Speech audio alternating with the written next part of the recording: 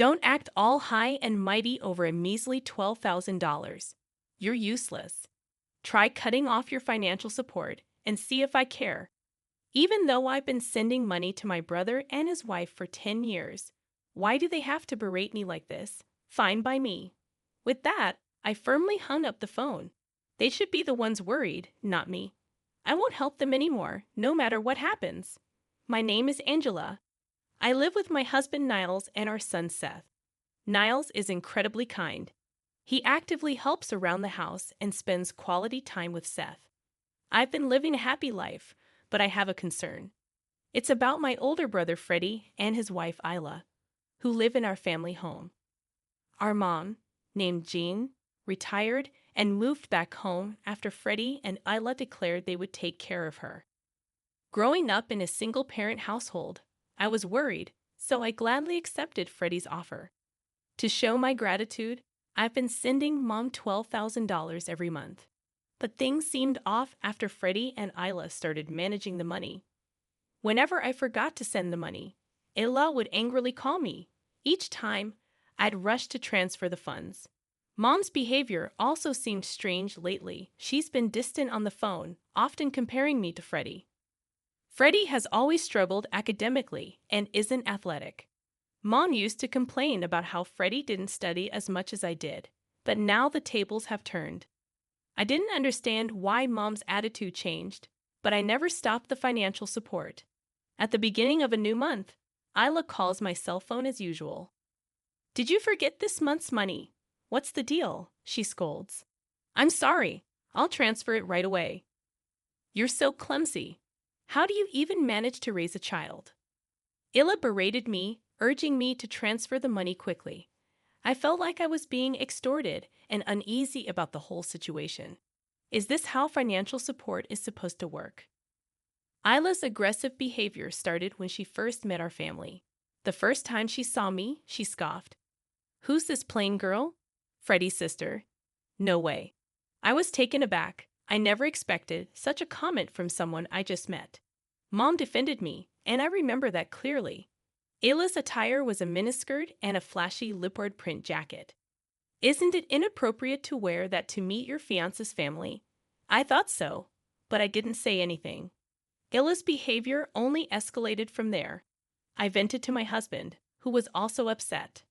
I found solace, but the idea of having her as family was disconcerting. However, Freddie wasn't the most sensible person either, so I assumed I'd get used to it. Their behavior worsened after moving into the family home. I wondered if Mom was okay living with them, but with work and raising Seth, I couldn't visit Mom and was left in the dark about the details of her well-being. Amidst our busy lives, Mom suddenly called at the end of the month as usual. I had just dropped my son off at the child care center and was about to head to work when I received a phone call from her. "What's wrong?" I asked, but Mom sounded furious. When I asked her to explain, she said something outrageous. "Where's this month's money?" I was shocked. I had already sent the money at the beginning of the month. I told her I transferred it to Freddie's account, but she angrily claimed she hadn't received it. Surprised, I asked her to check again, but she wouldn't listen. "You've become so irresponsible after all I did to raise you. Right now, you're sending less money. You're so ungrateful." I did send the $12,000. Enough excuses. Send the $12,000 now. If I don't get it next month, I'll cut ties with you. Learn from Freddie. He always sends $500 on time. Why am I expected to send $1.02 to 000 when Freddie only sends $500? Angry, I yelled back that I did send the money and hung up. It might have been a bit childish, but I wanted to be clear about the money. If Mom's going to unfairly scold me again next month, I need to check in with my brother. There's a chance his wife is up to something. Determined, I headed to work, my footsteps echoing with frustration. The next month, as usual, I got a call from my sister-in-law. "Did you forget this month? I always tell you to transfer at the beginning of the month, don't I?" I asked her about Mom's behavior last month, to which she responded, "Oh, she might have been a bit upset, but I leave everything about Mom to Freddie. If you're concerned, ask him." More importantly, make sure you transfer the $1.02 to 000. Got it? She hung up without waiting for an answer.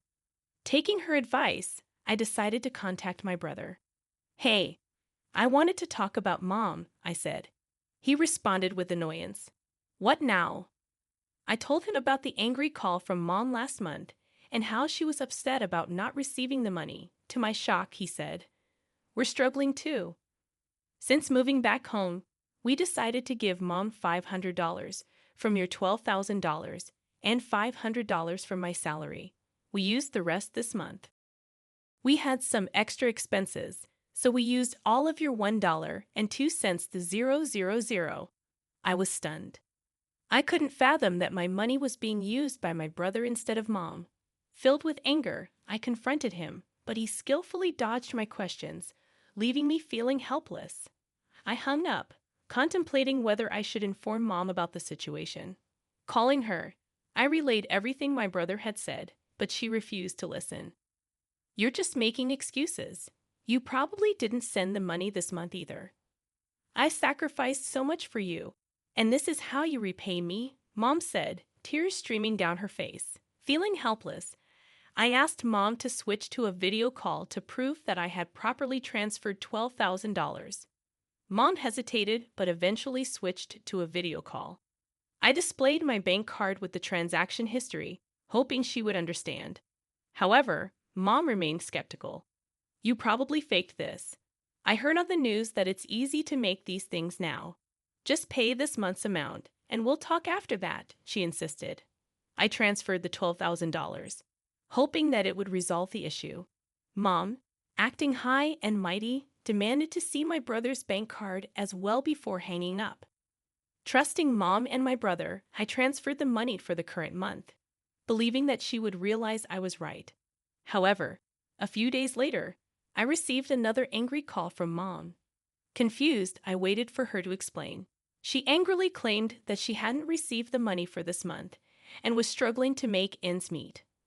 I insisted that I transferred the money on the day I called her and suggested checking with my brother.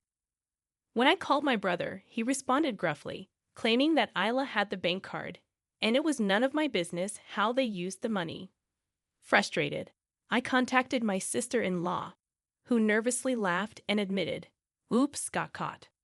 I saw the transfer from you and immediately withdrew the $12,000 to buy a designer bag. I plan to repay it soon, but I work part-time and haven't received my paycheck yet." I was incredulous. That money was intended for Mom, not for their leisure. Angrily, I demanded she return the $12,000. However, my sister-in-law snapped back, "Don't act all high and mighty over just $1.02 to 000.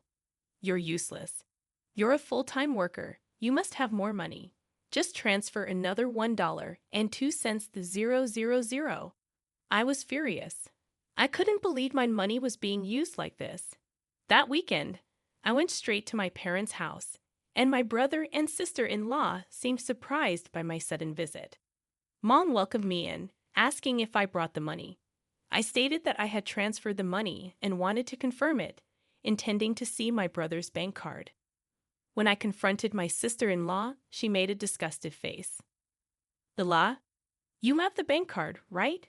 Show it to me." "Why should I show it to you?" "Because I transferred $12,000 to my brother's account," I insisted.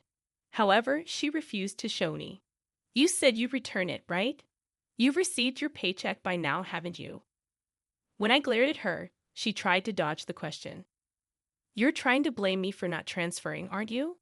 I've transferred it properly." As we argued, Mom shouted in anger, "Angela, enough. I thought you brought the money. Ila would never misuse it." She pushed me towards the door. "If you came here for that, then go home. You're no longer my daughter." In my anger, I retorted, "Fine, I'll stop sending money. You might not know, but my brother and his wife aren't as good as you think.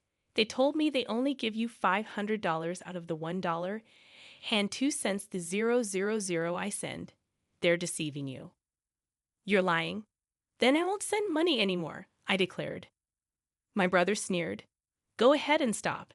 If you do, we're done." Gladly, I left my family home with those words. I'm done. I won't help them anymore, no matter what happens. When I told my husband about what happened at my family home, he comforted me, saying, Angela, you've been sending $12,000 for 10 years. It's okay to stop. Don't worry about it. Plus, your brother and his wife are there, right? They'll manage somehow. You're right. I'm sorry it came to this. It's okay. It's not your fault. Besides, sending money is a gesture of goodwill, right? Everyone's an adult. If they wanted to, they could get full-time jobs. You don't need to worry about them. Hearing that from my husband, I felt reassured. Right. Sending money is a matter of goodwill. My brother is an adult and has ways to earn money. I don't need to support my brother and mom's life, nor should I be forced to. I guess I've always felt obligated because I've been cleaning up after my brother and mom's mistakes for so long. I've always wondered why you had to take care of your family and brother. It seemed strange, but I thought you were okay with it. Then it was fine. But now your family is me and Seth, right? You can help your family and brother if something happens. But you don't need to guarantee their livelihood every month. Hearing that from my husband felt like a weight had been lifted off my shoulders. Then, in the middle of the next month, my mobile phone rang incessantly. It was my brother and his wife. I had planned to sever ties with them, so I was curious about the call. Hello? Why didn't you send money this month? I told you I'd stop. Besides, you don't need it. You have each other, huh? Are you sure about that? We're done. I have nothing to do with you anymore, I said, hanging up. That evening, my sister-in-law was waiting outside my house when I returned from work, holding my son's hand. I was taken aback as she approached me aggressively, berating me in the hallway of my condo. Do you think you can get away with this? What do you mean? We've cut ties. Don't come here again. Hearing that, she stomped her foot in anger, yelling and cursing. Someone from the neighborhood must have called the police because they arrived shortly after. She was taken away by the police. In disbelief, I immediately called my brother. Lus stormed into your place and got arrested. Why did that happen? It's cruel of you to call the police. We're family. I didn't call them. Someone else did. Can you please have her stop asking for money? It's a bad influence on my son, and I don't want anything to do with you anymore. When I firmly responded, my brother went silent and then began pleading in a weak voice. Look, I work part-time, and Ula works part-time too. Mom's pension is small, and we can't live without your $12,000. You get that right. Most of the $12,000 goes to Ula's leisure, so you should be fine, right? No, it's not like that. Sure, she spends a bit recklessly. But we need the $12,000 for our lives. Please send it this month. Why should I support you? You probably only give Mom $500 anyway, I replied, hanging up. I decided never to answer calls from my brother or sister-in-law again. I received many texts from my brother, but I only looked at them and ignored them. My sister-in-law kept trying to contact me, which was annoying. But maybe because she was arrested, she didn't come to my house. A few months later, I finally got a call from Mom. Angela, Freddie hasn't been giving me money lately. I'm struggling. I was mad before, but I realized I only have you. Mom's voice sounded weak. She then started complaining about how my brother and his wife had been treating her lately. They're terrible. They don't even give me $500 now, and they're living off of my pension. I told them to get full-time jobs if they need money, but they don't listen. Lud is hardly ever home. What should I do? Mom began to cry in a heartbroken voice. However, I didn't feel sympathy for her. I had trusted both Mom and my brother, but they betrayed me.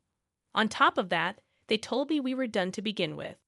I went to college without borrowing money from Mom. I even paid off my brother's student loans that Mom had been burdened with. That's more than enough.